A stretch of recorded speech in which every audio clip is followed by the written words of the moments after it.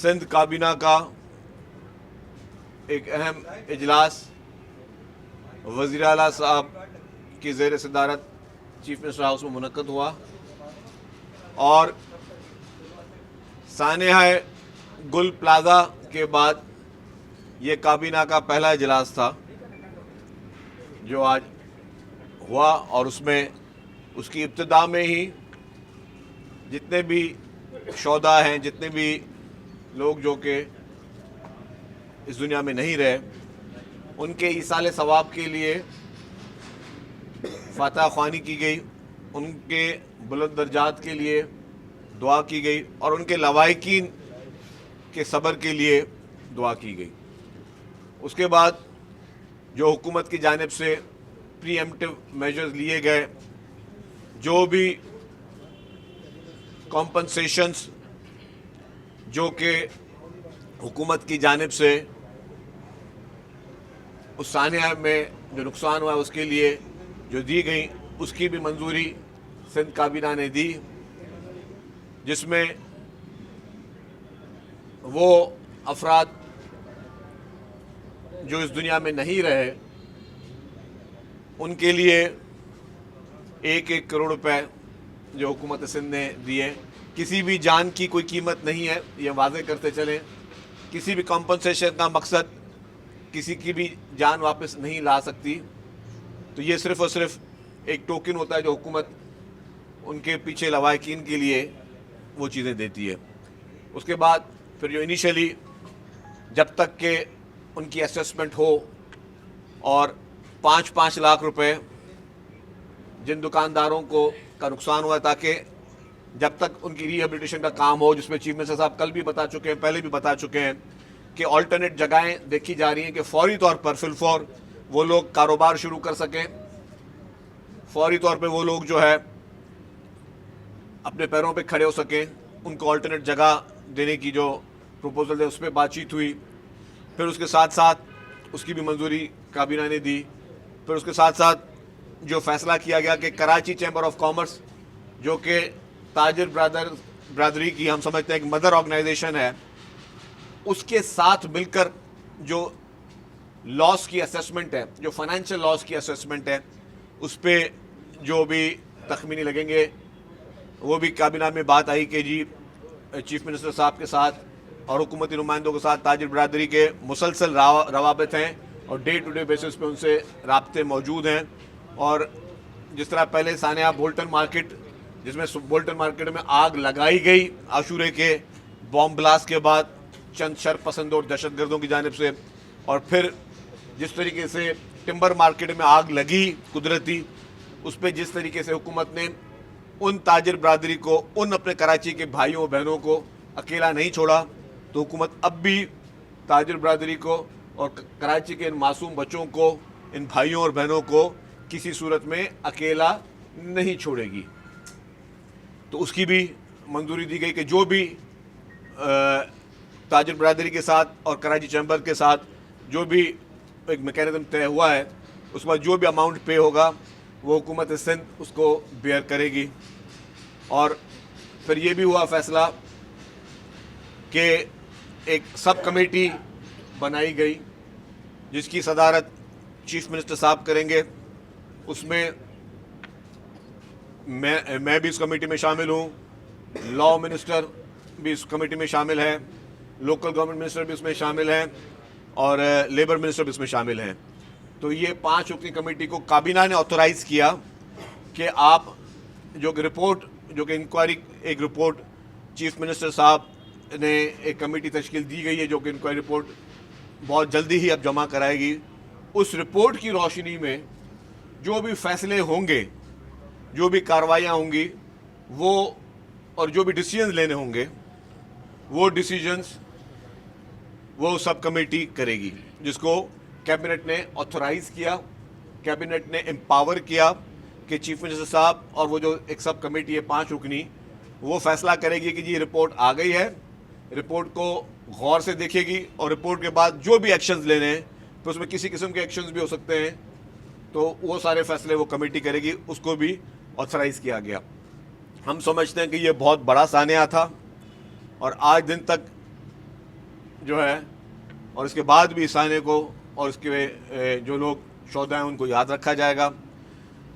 जो बिल्डिंग्स की पोजीशन है, चूँकि रेगुलर बुना पे चीफ मिनिस्टर साहब जब से ये वाक़या हुआ है एक दिन भी आराम से नहीं बैठे। वज़ीर आला साहब डे टू डे बेसिस पे इसी हादसे से मुंसलिक मीटिंग्स बिना किसी नागे के कर रहे हैं।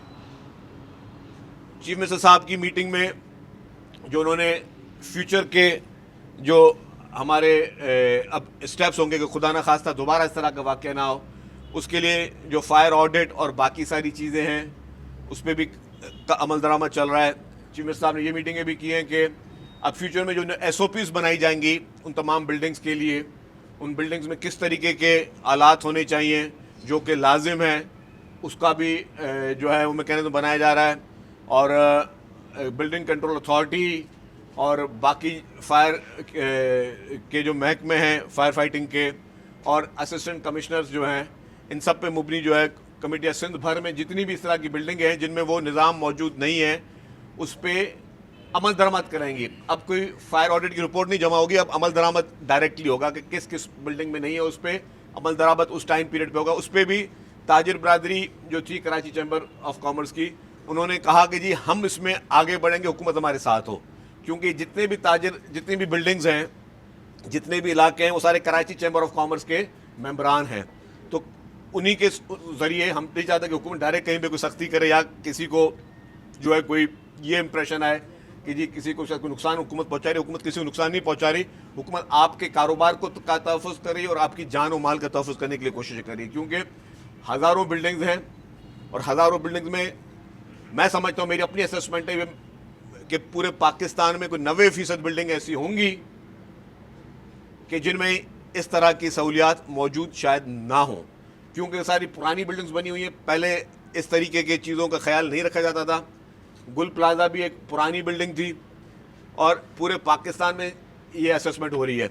और इस वाक़े के बाद मुझे खुशी हुई कि तमाम हुकूमतों ने पूरे पाकिस्तान की, चाहे वो फेडरल गवर्नमेंट हो या प्रोविंशियल गवर्नमेंट्स हो, उन सब ने अपने अपने सूबों में इसकी असेसमेंट स्टार्ट कर दी है। तमाम सूबों में असेसमेंट चल रही है कि जी ये जो बिल्डिंग है, क्योंकि ये वाक़या ये सिर्फ कराची के लिए आई ओपनर नहीं था, ये पूरे पाकिस्तान के लिए आई ओपनर था।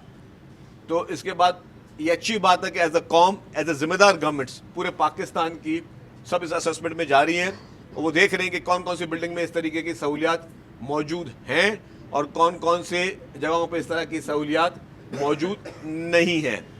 मैं रिपोर्ट पढ़ रहा था, सिर्फ जो हमारा सबसे बाद में शहर बना, जो सबसे मॉडर्न सिटी के तौर पे जाना जाता है, इस्लामाबाद, जो हमारा फेडरल कैपिटल है। अब मैं एग्जैक्टली शायद नंबर कोई गलत मिस ना कर रहा हूँ तो उसको प्लीज़ बात को पकड़िए नहीं, लेकिन मैंने कहीं रिपोर्ट पढ़ी तो सिर्फ इस्लामाबाद की रिपोर्ट थी, जो कि शहर बाद में बना है, रिसेंटली बना है, कि 50% से ज़ायद बिल्डिंगें इस्लामाबाद में जो हैं उनमें ये फायर फाइटिंग के बिल्डिंग के अंदर इस तरह का निज़ाम मौजूद नहीं है। ये हम बात करें वो शहर जो कि सबसे बाद में बना है, सबसे मॉडर्न सिटी है और हम सब लोगों का फेडरल कैपिटल है। तो इसी तरीके से जो बाकी बड़े बड़े पुराने शहर हैं उनमें यकीनी तौर पे एक अपना कभी एक कॉमन सेंस की बात की जाती है। कॉमन सेंस ये बनता है कि जी वहाँ पे ये सिस्टम मौजूद नहीं है और इसीलिए सारी हुकूमतें, अच्छी बात है कि प्रोएक्टिव जो है इसके लिए मेजर्स ले रही हैं। कभी कहीं और वाक़या हो जाता है तो हम लोग भी उसके प्रीएम्प्टिव मेजर्स लेते हैं। तो ये पूरे पाकिस्तान का मसला है। अगर इन बिल्डिंगों में इस तरीके की सहूलियात या उस तरीके की चीज़ें नहीं दी गई हैं तो ये पूरे पाकिस्तान का मसला है, ये सिर्फ किसी एक शहर या एक सूबे का मसला नहीं है। तो उस पर भी बड़ी तफसीली तौर पर जो है सिंध गवर्नमेंट अपना रोल प्ले कर रही है, बाकी गवर्नमेंट अपना रोल प्ले कर रहे हैं, ये सारी चीज़ें ठीक हो।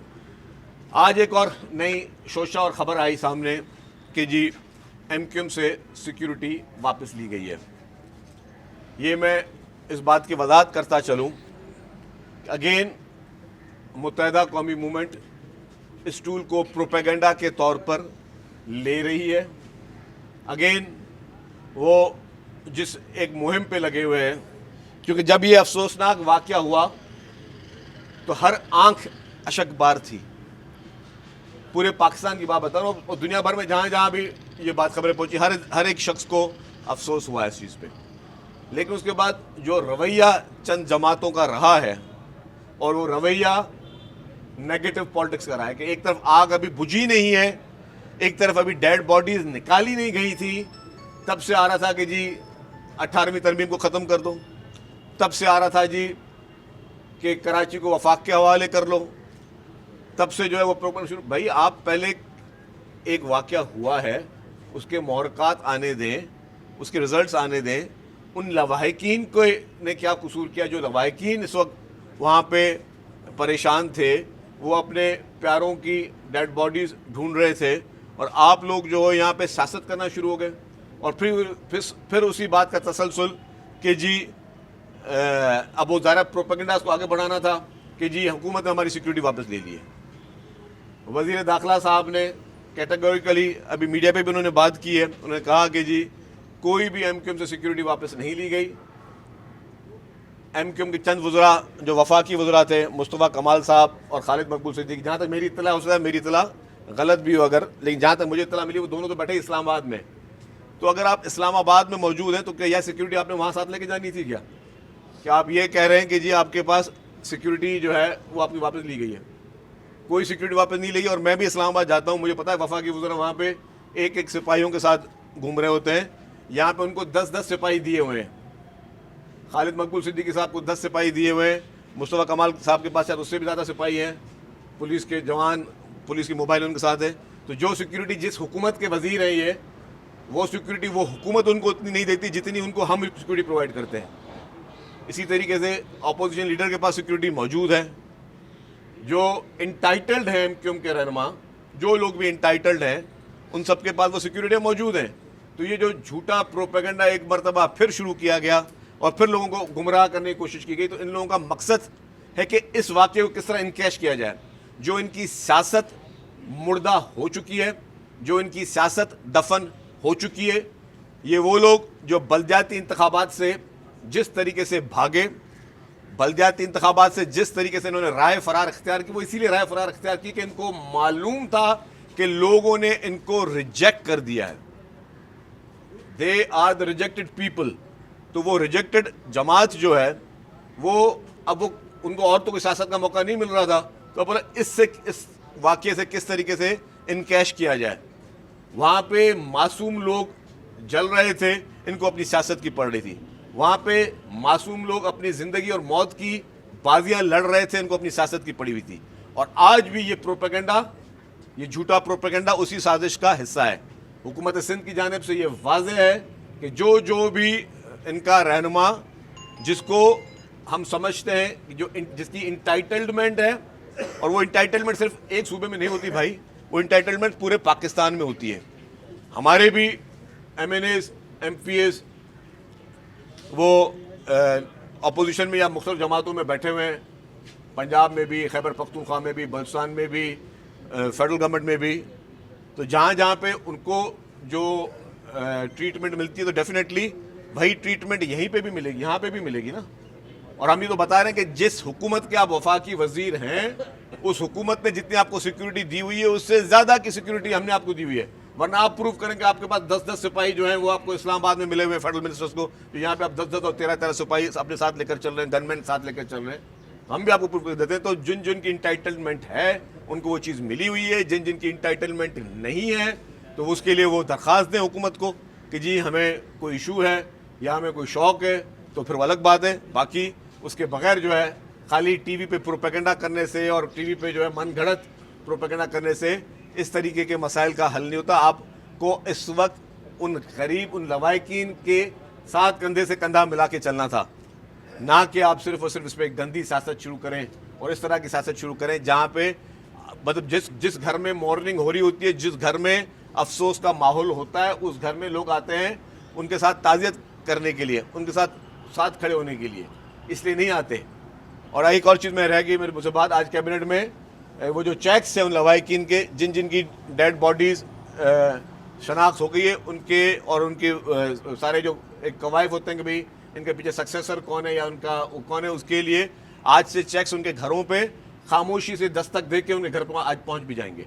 जिन जिन की शनाख्तें हो रही हैं उनके घरों पे वो जो कॉम्पनसेशन है, मैं अगेन कि this is not a price of anybody's life, लेकिन उनको जो भी हुकूमत ने फैसला किया उनके घरों पे दस्तक देकर ये भी कहा गया कि जी उनको किसी दफातर में नहीं बुलाया जाएगा, उनके लिए कोई सेरेमनीज नहीं होंगी, उनके घरों पे नॉक करके उनको जो है हम वो चेक्स उनके घरों पे हमारे वुज़रा या हमारे ज़िम्मेदारान जो हैं वो जाके उनको दे के आएंगे, ताकि उनके साथ हम जो है इस मुश्किल घड़ी में खड़े हों, ना कि उन लोगों की तरह जो सिर्फ़ और सिर्फ नफ़रत की सियासत करना चाहते हैं, ना कि उन लोगों की तरह जो सिर्फ़ और सिर्फ इस शहर को और इस मुल्क को इंतशार के लिए ढकोना चाहते हैं। और वो लोग जिन्होंने इस शहर को हमेशा बैड न्यूज़ रहे हैं, उस शहर के लिए, इस शहर की मईशत के लिए ये लोग बैड न्यूज़ रहे हैं, इस शहर के लोगों की जान और माल के लिए ये लोग बैड न्यूज़ रहे हैं, और इस पूरे मुल्क के लिए ये लोग बैड न्यूज़ रहे हैं। आज वो फिर इस चीज़ पे अपनी सियासत को, अपनी मुर्दा सियासत को जगाने की कोशिश कर रहे हैं, तो उसकी हम मज़म्मत करते हैं उनके इस झूठे बयानिया की। ये बताएं कि ये सिक्योरिटी मुख्तसरी कर रहा हूँ, ये सिंध में जो है वो खाली सिक्योरिटी क्यों ये मुंतखब नुमाइंदों को, MPs MNAs को दी जाती है, दीगर सूबों में तो इतने ठाट बाट इनके नहीं है। बिल्कुल आपने सही बात कही। मैंने कहा कि हमारे बड़े बड़े लीडरान जो कि MNAs हैं, बड़े बड़े लीडरान जो कि हमारे जो भी रुकन असम्बली हैं वो पंजाब में भी हैं, सारे खैबर पख्तूनख्वा में भी हैं, और MNAs हमारे फेडरल गवर्नमेंट में भी हैं, मतलब सॉरी इस्लामाबाद में भी हैं। तो वहाँ पे उनको जो मरात हैं उस तरह की मरात ये हमसे एक्सपेक्ट करें। फरमाइशी प्रोग्राम जो है वो मेरे ख्याल से नहीं चलेगा। सब एक बड़ा सान्या है, 80 से ज़ायद लोग जो है ना वो मारे गए हैं। जुडिशल इंक्वायरी में क्या कबाहत है, मतलब कोई मुश्किलात पेश आ रहे हैं सिंध हुकूमत को, क्यों जुडिशल इंक्वायरी नहीं करा रहे, हालांकि अपोजिशन जमातों का एक ही मुतालबा है। तो आपने सवाल किया, मैं जवाब दे दूं। कोई कपाहत नहीं है, कोई बड़ी बात नहीं है। मैंने अभी आपको कहा कि काबीना ने एक 5 रुकनी कमेटी चीफ मिनिस्टर की सरबराही में बना दी। रिपोर्ट बहुत जल्द आ जाएगी। रिपोर्ट आने के बाद चीफ मिनिस्टर साहब और वो सब कमेटी डिसाइड करेगी कि इस रिपोर्ट पे क्या एक्शन होना चाहिए। अगर हम समझेंगे कि मज़ीद इंक्वायरी की ज़रूरत है तो जुडिशल कमीशन भी बना देंगे, बग़ैर किसी जो है उससे कि जी किसी हिचकिचाहट से वो बन जाएगी। मतलब हुकूमत की जो कमेटी के पास रिपोर्ट आएगी, कमेटी उसको असेस करेगी। अगर हम समझते हैं कि उसमें सारे मौक़ात पूरे हैं तो ठीक है, बिस्मिल्लाह, उसी कमेटी को करेंगे फाइनल। अगर हम समझते हैं कि इस कमेटी की रिपोर्ट पे जो है अगर कोई हम मुतमईन नहीं होंगे, या हम समझते हैं कि जिसको मज़ीद बेहतरी की गुंजाइश है, तो जुडिशल कमेटी बनाई जा सकती है। जी सर, ये बताएं कि और वो हुकूमत खुद अपनी इमा पे, काबीना की और हुकूमत की जो मैंडेट दिया हुआ है उसी पे हुकूमत बनाएगी, किसी के कहने पे नहीं बनेगी। शर्जील साहब ये बताएं कि एक PTV के एंकर ने सिंध के बारे में कुछ बोला था, आपने मजम्मत की, PTV ने उसे निकाल भी दिया था। एक और जो है निजी TV चैनल का एक मशकरा एंकर पर्सन, जिसे जो मतलब जो कॉमेडियन, सॉरी सिंधी में मशकरो बोलते हैं, कॉमेडियन अंग्रेजी में बोलते हैं, सिंधी में मशकरो, तो वो वाला जो है उसने फिर सिंध के बारे में कहा है कि सिंध के दारुल खिलाफा कराची को निजकारी के अमल में लाया जाए, क्या प्राइवेटाइज किया जाए। इसका क्या मतलब है कि सिंध के लोग, करोड़ा लोग कराची समेत पूरी सिंध धरती को अपनी माँ समझते हैं, और कोई भी उनकी माँ के बारे में कोई भी लफ्ज़ बोले उस पर हम जज्बाती हो जाते।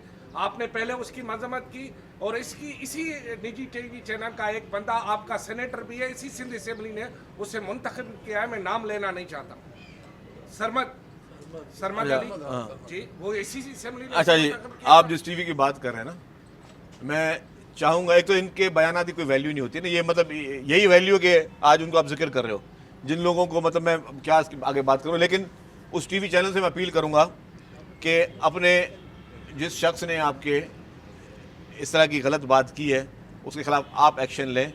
हम तो सहाफ़ियों की आज़ादी और सहाफ़त की आज़ादी की बात करते हैं, ठीक है, मैं एक बात कह रहा हूँ, आप ना माने, लेकिन मैं एक बात कह रहा हूँ कि हम चैनल को अपील करते हैं बराए मेहरबानी कि ऐसे जो है उनका एंकर, उसके खिलाफ वो अपने दफ्तर में उसके खिलाफ इंक्वायरी करें। बाकी इस तरह जो भी गुफ्तगू करता है, मैं समझता हूँ कि वो कम अकल है, बेवकूफ़ है, जो कि ना कभी कानून पढ़ा है, ना कभी उन्होंने कोई चीज़ पढ़ी है इस तरह की, ना तारीख कभी पढ़ी है, ना उनको सिंध की जोग्राफ़ी का कुछ अमल में है कि सिंध की कितनी पुरानी जोग्राफ़ी। और सिंध जो है वो सूबा है जिसने पाकिस्तान बनाया। जिस असेंबली में आप खड़े हो, इस असेंबली ने पाकिस्तान बनाया था, पाकिस्तान को बनाने वाली ये असेंबली थी। तो वो जो कम अक्ल लोग हैं ना, तो उनको मैं तो कहता हूँ उनको आप भी इतना ध्यान ना दें, उनके कहने से फर्क नहीं पड़ता, इनके हाथ में कोई चीज़ नहीं है जी। हाफिज नईम ने आज प्रेस कॉन्फ्रेंस की है, उसने कहा है कि वज़ीर आला अपनी कोताही तस्लीम करे और फौरी तौर पर मुस्तफ़ी हो जाए। और फिर क्या करें हम, चले बताएं। हाँ, फिर हाफिज आपको आगे चीफ मिनिस्टर बना दें। अच्छा, ये हाफिज नईम साहब जो है, मैं आपको बताऊं, और इनकी पार्टी, मैं इन पर बात नहीं करना चाह रहा क्योंकि ये कहीं पे भी नहीं है। ये हमेशा पूरे पाकिस्तान की बातें करते हैं, लेकिन जब असली पाकिस्तान के मसाइल को नज़र नहीं आएंगे, ये मुसलमानों की बात करते हैं, जब असली मुसलमानों के मसाइलों को कभी नज़र नहीं आएंगे आपको। तो ये इन्होंने भी बहुत ही, मुझे माजरत के साथ कहना पड़ता है, नेगेटिव पॉलिटिक्स की है। जिस तरीके से जिस जाए वकूफ़ पे ये वाक़या हो रहा था, वहाँ पे प्लांटेड लोग लगाना, नारे लगाना, लोगों को उकसाना, फिर शहर भर में चौकिंगें करना। अगर यही समझते हैं कि उस चौकिंग करने से ये कोई खिदमत कर रहे हैं इस मुल्क की, इस कौम की, इस शहर के लोगों की, ये लोग सिर्फ बिगाड़ने वाले हैं और ये हमेशा इंतशारी रहे। तो मैं समझता हूँ कि हाफिज नईम साहब की भी बातों को एक कान से सुन लें, दूसरे कान से निकाल लें। कल अनाउंसमेंट की थी, ऐलान किया था कि हम इसे भी चलने नहीं देंगे, इजलास की कार्रवाई चलने नहीं देंगे। कल भी उन्होंने एहतजाज किया था और आज भी लगाया कि वो इस तरह की कार्रवाई करेंगे। देखिए जी, एहतजाज करना जमहूरियत में सबका हक है। अपोजिशन को एहतजाज करना है तो भले करें, लेकिन एहतजाज ये अपोजिशन तब क्यों नहीं किया था जब 12 मई को इन्होंने चुन चुन के मासूम कराची के बच्चों का शिकार किया था, उनका कत्ल किया था। इन्होंने एहतजाज असेंबली में तब क्यों नहीं किया था जब बोल्डन मार्केट साने में बॉम्ब ब्लास्ट के बाद जो दुकानें जलाई गई और जो केमिकल इस्तेमाल हुआ, और ये फिर JIT की रिपोर्ट थी कि उसमें इनकी अपनी जमात MQ मुलविस थी। इन्होंने जब सानिया बल्दिया में भत्ते के सिलसिले में मासूम मजदूरों को जलाया था, तब आके इन लोगों ने एहतजाज क्यों नहीं किया था।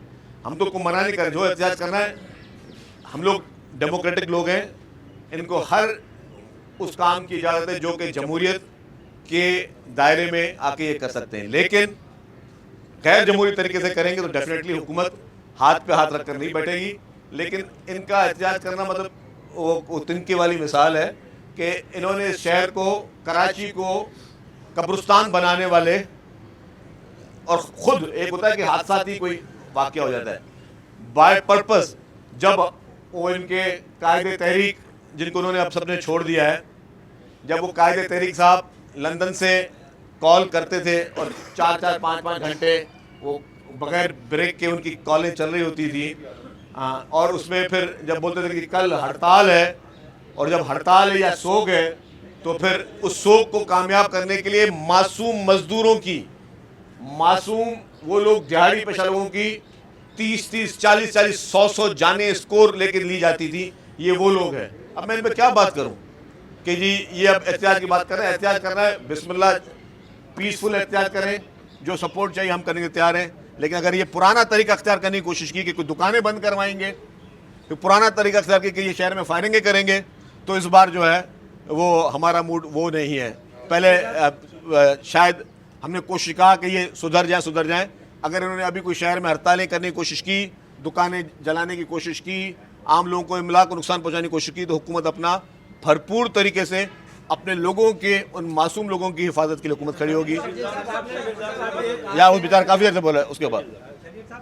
आपने लाहौर ट्रांजिट मंगवाई है, लाहौर से ट्रांजिट टीम आई है, तो पहले तो अगर उसकी तफसील दे दें। दूसरी ये कि जिस टोटे की आप बात कर रहे हैं वो इसकी मुखालफत कर रहे हैं, तो आप नहीं समझते? अच्छा, कितनी अच्छी बात की आपने।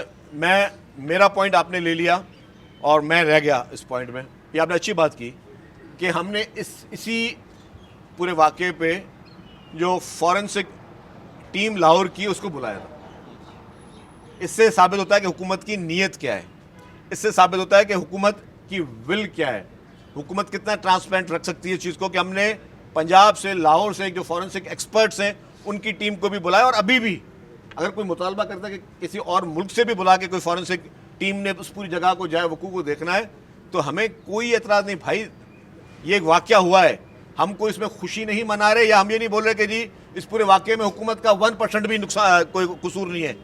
इस पूरे जिस दिन से ये वाक़या हुआ है, आप चीफ मिनिस्टर को सुन लें, आप सारे मिनिस्टर्स को सुन लें, आप मेयर को सुन लें, डिप्टी मेयर को सुन लें, किसी एक पीपुल्स पार्टी वाले ने बोला है, किसी एक हुकूमती नुमाइंदे ने बोला कि नहीं जी ये वाकया जो भी हो गया, हम लोग सब बरीउल जिम्मा है। हम कभी नहीं कहते हम बरीउल जिम्मा है, और हम नहीं है बरीउल जिम्मा। मैं बोलता हूं कि हम लोग नहीं है बरीउल जिम्मा, इसीलिए इंक्वायरी कमेटी बनाइए। अगर किसी पे कोई जिम्मेदारी आएगी तो जो भी कोर्स ऑफ एक्शन कमेटी या हुकूमत तजवीज़ करेगी वो लेंगे, लेकिन आप रिपोर्ट आने से पहले सारे के सारे जो है अपनी सियासत चमकाने के लिए सड़कों पे आए और ड्रामा करें। ये आपने बहुत अच्छी पॉइंट की, मैं आपका बहुत ज़्यादा शुक्रगुजार हूं कि हमने पंजाब से, लाहौर से वो टीम मंगाई है, और लाहौर से उस टीम की जो भी रिपोर्ट होगी वो भी सामने आएगी, तो इससे हमारी नीयत सामने आती है। सर यहाँ आपने कहा लाहौर से मंगाई, अच्छी बात है, लेकिन 2020 से सिंध में फॉरेंसिक लैब मुकम्मल नहीं हो सकी है। इस हवाले से बताइए किसकी कोताही है। दूसरा, आपके दोस्त हैं गवर्नर कामरान डिसोरी, वो कहते हैं मेरा मुंह ना खुलवाओ, अगर मेरा मुंह खुल गया तो बहुत सारी फाइलें खुल जाएंगी, तो मुझे चुप रहने दो, धमकियाँ हमें न दो। आज आपका लहजा सख्त है। ये मैसेज उसका है। अच्छा मैं बताऊँ आपको, मेरे भाई के जिसको मुंह खोलना है खोल दें। गवर्नर साहब काबिल एहतराम है, जो बात कहना चाहते हैं कह दें। किसी ने हमने जब असेंबली में किसी को मना नहीं किया कि एहतजाज करे और जो तकरीर करे, तो जिसको जो कहना है कह दें। जहाँ तक आपने बात की वो लैब की, उसमें लैब का मुझे एग्जैक्टली इसको अपडेट नहीं कि किस कंडीशन पे, तो डेफिनेटली उसको लेट हो गया। इसका एक मिनट भाई। आपने कहा कि एहतजाज जो है ना आइन के दायराकार में हम सपोर्ट करेंगे, लेकिन हुकूमत के कोरोफाइल में तजाद है, आप कहते तो ये हैं, लेकिन कल भी देखा कि सिविल सोसाइटी का मुजाहरा कराची प्रेस क्लब पे था। पूरे शहर की ट्रैफिक का निज़ाम मामूल बन गया है कि जब भी एहतजाज होता है पीपल्स पार्टी रोकती है और प्रेस क्लब। अच्छा, कल मैं शहर में नहीं था, इस्लामाबाद था, मुझे इसका इल्म नहीं है, मैं मालूम कर दूँ। जी आप सिंध असेंबली में अपोजिशन लीडर ने कल यहाँ पर ऐलान किया है कि जब तक अदालती कमीशन नहीं बनाती हुकूमत, हम सिंध असेंबली चलने नहीं देंगे। तो सिंध असेंबली के माहौल को किस तरह से बेहतर करेंगे। डॉक्टर फारूक सत्तार को बतौर मेयर क्या शामिल तफ्तीश करने जा रही है। देखिए जी, डॉक्टर फारूक सत्तार ने ये कहा कि मैंने कोई इजाज़त नहीं दी, अगर कहीं मेरी दस्तखत है तो दिखाएं। ये आपने देखिए किसने जुमला सुना था भाई, जब बोले ना भाई साहब ही भाई मेरे, आप बताओ आपने सुना नहीं सुना? उन्होंने कहा कि मेरी कोई इन्वॉल्वमेंट नहीं, अगर मेरी कहीं दस्तखत दिखाएं।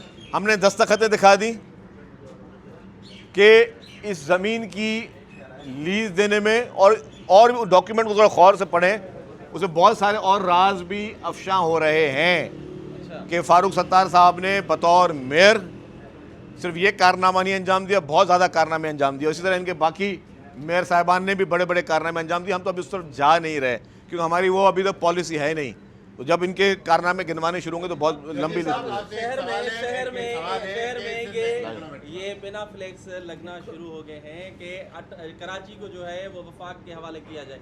ये नफरत अंगेज बिना फ्लैक्स कौन लगा रहा है? सिंध हुकूमत ने कोई खोज लगाई? ये कौन लोग हैं? देखिए जी, मैंने ये शरारती, ये 2-4 लोग हैं जो शरारती, जो इस पर सियासत करना चाहते हैं। और ये लोग क्या कर रहे हैं?